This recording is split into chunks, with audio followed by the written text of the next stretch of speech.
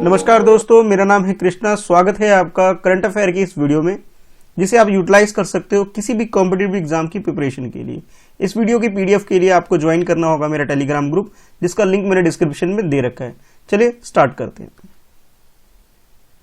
इस क्वेश्चन में आपसे जो पूछा जा रहा है, टाइगर लैंडस्केप एरिया के बारे में क्वेश्चन पूछा जा रहा है, और उसके रिगार्डिंग में आपके पास ये 4 डिफरेंट प्लेस आपको मेंशन किए गए। आपको बताना है कि भी टाइगर लैंडस्केप एरिया हमारी कंट्री में कौन कौन सा रीजन इसके अंडर आता है, ये आपको बताना है। तो सबसे पहले जो फर्स्ट लैंडस्केप रीजन जो आपको दे रखा है वो है Shivalik hills and gangetic plain. Second आपसे दे रखा है central Indian landscape and eastern Ghat, ये एरिया आपको बताया जा रहा है। थर्ड आपसे बताया जा रहा है कि north east hills and Brahmaputra plain. और फोर्थ आपसे बोला जा रहा है सुंदरवन, यानी कि ये एक ऐसा एरिया है जहां पे टाइगर की पॉपुलेशन ज्यादा होती है। तो बाघ हमारे देश में कहाँ है, चलिए बताइए। ऑप्शन ए के अकॉर्डिंग फर्स्ट, सेकंड, थर्ड ये करेक्ट है। ऑप्शन बी के according first, third and fourth correct है। और ऑप्शन सी में आपसे बोला जा रहा है कि चारों ही जो ऑप्शन आपको दे रखे हैं बिल्कुल करेक्ट है। और ऑप्शन डी के अकॉर्डिंग बोला जा रहा है कि सेकंड, थर्ड एंड फोर्थ वो करेक्ट है। तो करेक्ट क्या है, चलिए क्वेश्चन को अटेम्प्ट कर लीजिए। तो इस क्वेश्चन की अगर करेक्ट आंसर की बात करें तो टाइगर लैंडस्केप एरिया रीजन के बारे में बात करें तो जो चारों ही आपको दे रखे थे बिल्कुल करेक्ट है। तो एक बार डिटेल में जान लेते हैं कि ये टाइगर रीजन हमारी कंट्री में कौन कौन से एरिया में ये टाइगर पाए जाते हैं। तो शिवालिक हिल्स बिल्कुल करेक्ट है, इस एरिया में पाए जाते हैं। गंगेटिक प्लेन यानी कि गंगा के जो मैदान है, यानी कि सेंट्रल इंडिया के आसपास आप बोल सकते हैं, सेंट्रल नॉर्थ इंडिया उस एरिया में। उसके अलावा आप बोल सकते हैं सेंट्रल इंडिया के अंदर भी, यानी कि सतपुरा और गिर के जो जंगल है उधर भी टाइगर पाए जाते हैं। उसके अलावा ईस्टर्न घाट और वेस्टर्न घाट दोनों ही एरिया में आप कह सकते हो टाइगर हमारी कंट्री में है, इनकी पॉपुलेशन है। नॉर्थ ईस्ट हिल या फिर ब्रह्मपुत्रा प्लेन की बात करें उस एरिया में भी, और सुंदरवन, यानी कि ये ऐसे एरिया है जहां पे ये टाइगर की पॉपुलेशन हमारी कंट्री में है। तो करेक्ट आंसर जो हमारा हो जाएगा डी हो जाएगा। नेक्स्ट क्वेश्चन में आपसे इंक्रीमेंटल कैपिटल आउटपुट रेशो के बारे में क्वेश्चन पूछा जा रहा है, जिसे शॉर्ट में ICOR भी बोला जाता है। और इसके रिगार्डिंग में ये फर्स्ट स्टेटमेंट है, उसके बाद ये सेकंड स्टेटमेंट है, और उसके बाद ये है आपके लिए थर्ड स्टेटमेंट। ये 3 स्टेटमेंट आपके सामने, आपको चूज करना है कि करेक्ट स्टेटमेंट कौन सा है। तो रेशो ध्यान रखना है आपको, इंक्रीमेंटल कैपिटल आउटपुट रेशो।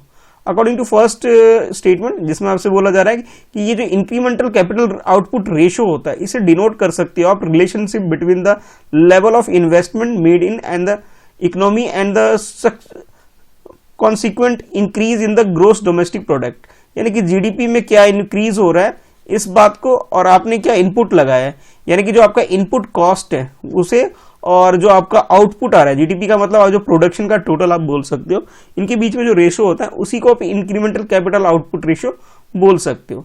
ये फर्स्ट स्टेटमेंट में आपसे बोला जा रहा है, एक तरह से आप डेफिनेशन समझ सकते हैं।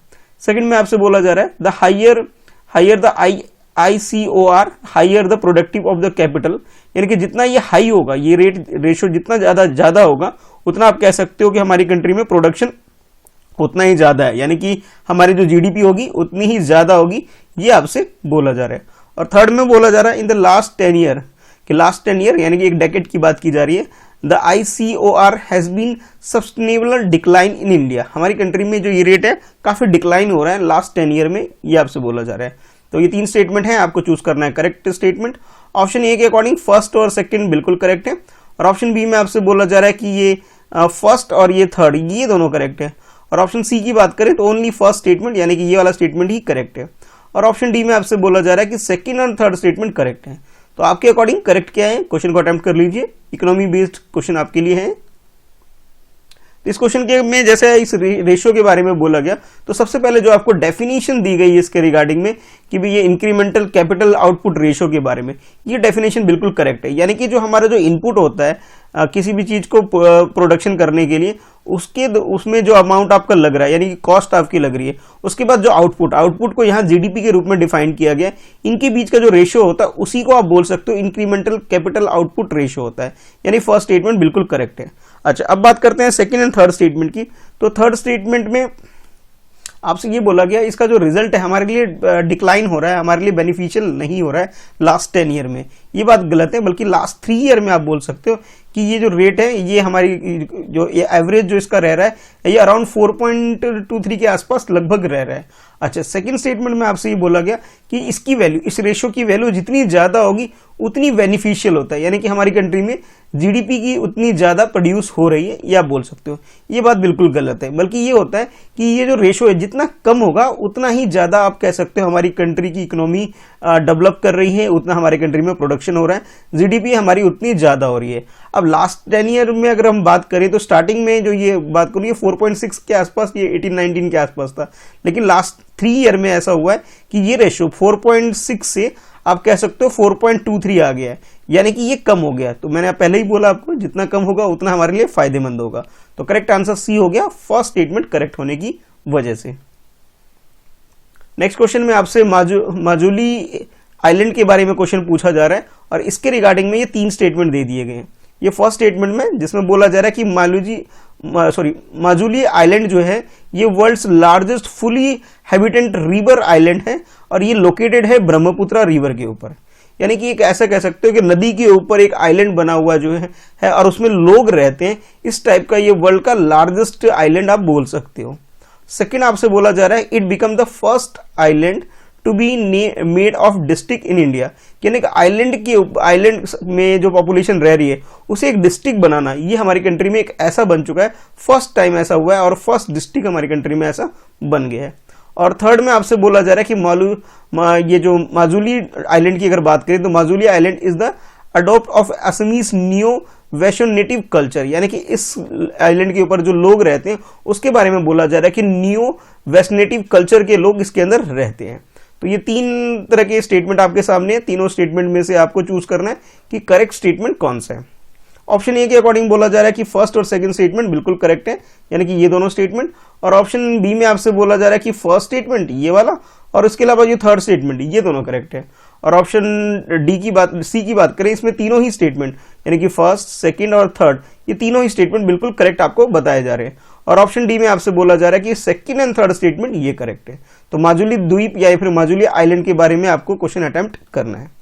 तो माजुली आइलैंड की अगर बारे में बात करें तो ब्रह्मपुत्र जो कि हमारी कंट्री में एक लार्जेस्ट रिवर के अंदर आप बोल सकते हो, ये ब्रह्मपुत्र रिवर उस रिवर के ऊपर ही, यानी कि ये कोई आप कह सकते हो कोई सी वगैरह में नहीं बल्कि रिवर के ऊपर बना हुआ ये वर्ल्ड का लार्जेस्ट आइलैंड है। और इस आइलैंड के बारे में ये बोला जाता है कि इस आइलैंड में लोग रहते भी हैं। तो ये हमारी कंट्री में असम के अंदर ये आइलैंड है या ये ब्रह्मपुत्र रिवर के ऊपर ये आइलैंड है। और जैसा आपसे फर्स्ट स्टेटमेंट में बोला गया कि यहाँ पे हैबिटेंट का मतलब है लोग रहते हैं इस आइलैंड के ऊपर, हाँ बिल्कुल रहते हैं रिवर आइलैंड के ऊपर, तो ये बात बिल्कुल करेक्ट है। अच्छा, उसके बाद अगर सेकंड स्टेटमेंट की बात करें तो सेकंड स्टेटमेंट में बोला गया कि इसे डिस्ट्रिक्ट बनाया गया हमारी कंट्री में, हाँ बिल्कुल 2016 में से डिस्ट्रिक्ट बनाया गया। और थर्ड में बोला गया आपसे कि ये जो आइलैंड है इसमें जो जिस कल्चर के लोग रहते हैं नियो वेस्टर्नो नेटिव कल्चर के लोग इसमें रहते हैं, ये बात भी बिल्कुल करेक्ट है, यानी तीनों ही स्टेटमेंट आपको करेक्ट दे दिया गया है। ये अगर इसकी बात करें इस आइलैंड की तो क्या नाम है, जो असम के अंदर जो जोरहाट डिस्ट्रिक्ट है, जोरहाट और नगांव डिस्ट्रिक्ट के आसपास का एरिया है, उस एरिया में ये आइलैंड है। ठीक है, तो करेक्ट आंसर हमारा सी हो गया, तीनों ही स्टेटमेंट बिल्कुल करेक्ट है। ये पिक्चर उसी आइलैंड की है जो आप देख सकते हो स्क्रीन के ऊपर कि दोनों तरफ रिवर है और बीच में लोग इसमें रहते हैं। अच्छा, उसके बाद नेक्स्ट क्वेश्चन है जिसमें आपके पास 2 स्टेटमेंट दे दिए गए हैं, ये फर्स्ट स्टेटमेंट है और उसके बाद ये सेकंड स्टेटमेंट है। इन दोनों स्टेटमेंट में आपसे जो पूछा जा रहा है सॉलिड वेस्ट मैनेजमेंट रूल के बारे में पूछा जा रहा है जो 2016 में हमारी कंट्री में बना हुआ है। इस रूल के अकॉर्डिंग ये बोला जा रहा है कि अब इसके अंदर म्युनिसिपल कॉर्पोरेशन के अलावा इसके बियॉन्ड और भी बहुत सारे चीजों को इसके अंदर इंक्लूड किया गया है, जिसके अंदर आप ये बोल सकते हैं कि अब इसके अंदर अर्बन एरिया भी इंक्लूड की गई है, इसके अंदर सेंसस टाउन भी इंक्लूड किया गया है और भी इसमें Indian railway, airport, special economic zone, यानी कि आप ये कह सकते हो कि ये जो रूल होता है पहले ऐसा होता था जो म्युनिसिपल कॉर्पोरेशन है यानी कि जो बड़ी बड़ी सिटी है, ठीक है, उसके अंदर ही ये चीजें हुआ करती थी, उसके अंदर ये रूल अप्लाई होता था। लेकिन अब ये हो गया कि उसके अलावा उससे बियॉन्ड जाकर के बाकी जगह में भी इसके रूल फॉलो होंगे, ये आपसे बोला जा रहा है इस रूल 2016 के अकॉर्डिंग। ये फर्स्ट स्टेटमेंट है।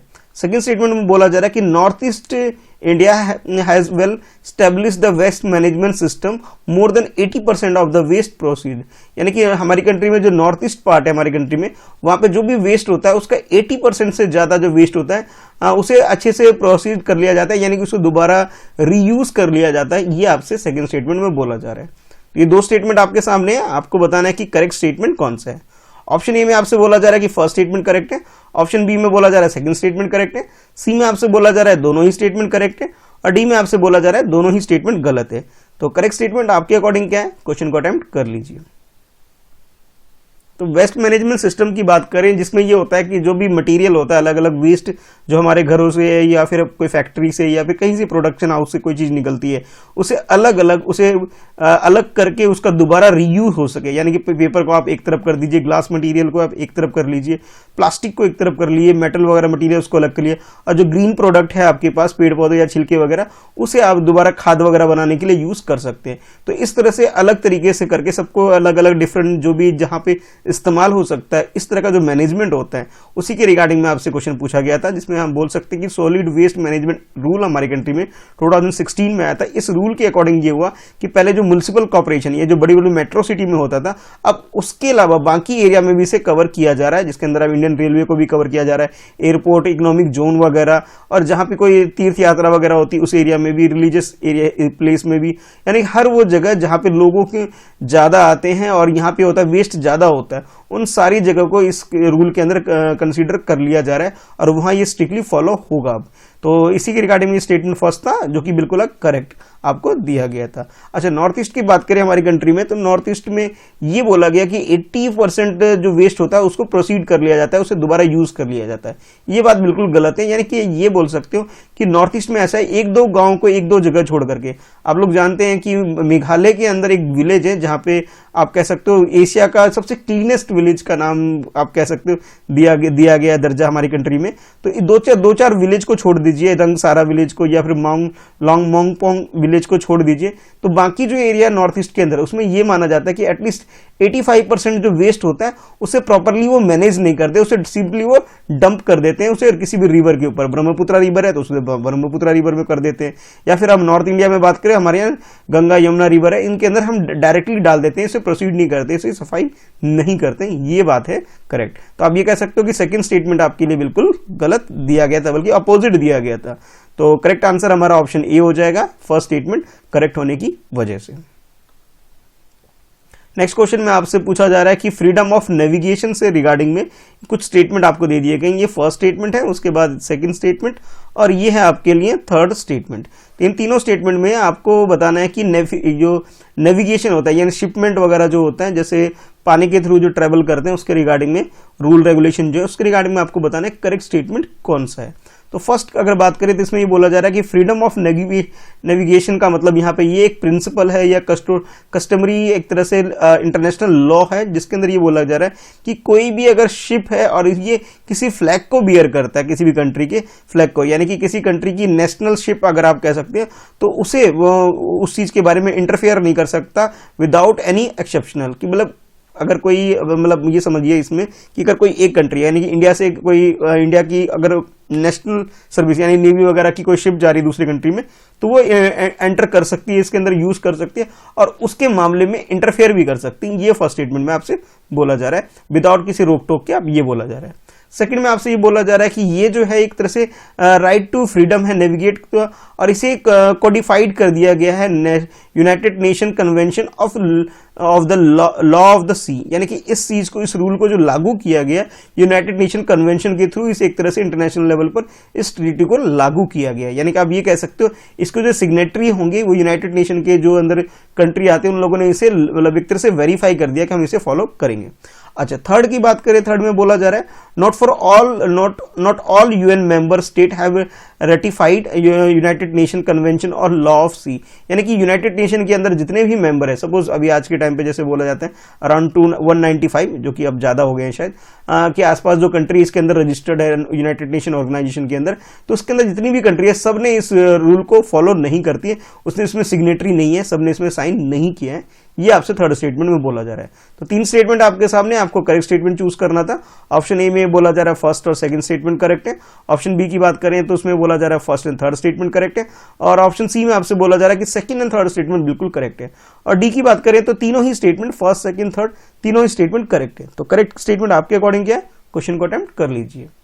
तो अगर हम बात करें कि फ्रीडम ऑफ नेविगेशन, यानी कि जो ये शिप वगैरह होता है कि अब हम वन कंट्री से दूसरी कंट्री शिप वगैरह से जो जाते हैं, या फिर आप सामान वगैरह पहुंचाने के लिए इसका इस्तेमाल होता है, या फिर किसी और पर्पज से भी, जैसे हमारी कंट्री में ऑयल वगैरह जो आते हैं इस पानी के रास्ते से ही हमारी कंट्री में आते हैं, इसके रिगार्डिंग में। तो सबसे पहले बात कर लेते हैं फर्स्ट स्टेटमेंट की, जिसमें आपसे बोला गया कि ये एक तरह से जो फ्लैग होगा किसी कंट्री का, उसमें इंटरफेयर कर सकते हैं, बिल्कुल नहीं कर सकते।